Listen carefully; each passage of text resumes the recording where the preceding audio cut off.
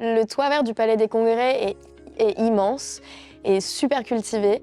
Et c'est super important donc d'avoir les abeilles à côté qui vont venir polliniser puis qui vont pouvoir aussi répandre autour un petit peu tout ce pollen qu'elles vont transporter.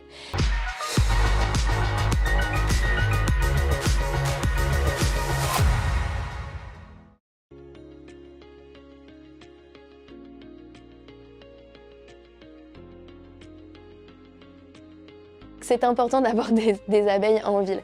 Elles vont venir favoriser l'essor de toute la végétation. Donc l'agriculture urbaine qui permet de pallier à l'insécurité alimentaire, à l'empreinte carbone, à l'empreinte écologique, etc. Mais aussi au verdissement urbain qui nous permet de respirer chaque jour, de lutter contre les îlots de chaleur, qui nous permet d'accroître le bien-être en ville. Et ça, il y a des centaines d'études, etc. Qui en parlent, mais ça favorise la santé, qu'elle soit physique ou mentale. Ça incite les gens à sortir. Et ça, c'est grâce à l'abeille aussi, quelque part, puisque c'est l'abeille qui va venir permettre à cette végétation de sortir et d'exister. Les deux sont vraiment entremêlés. C'est une grande histoire d'amour entre les végétaux et les abeilles. Et cette histoire d'amour, notre vie est possible.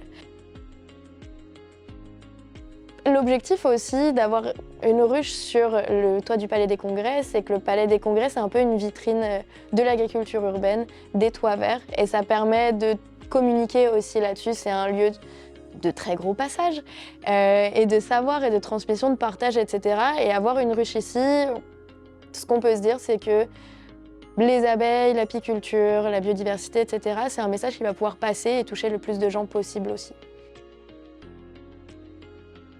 En ce moment, dans la ruche du Palais, sans penser à la division, il y a comme 15-20 000 abeilles.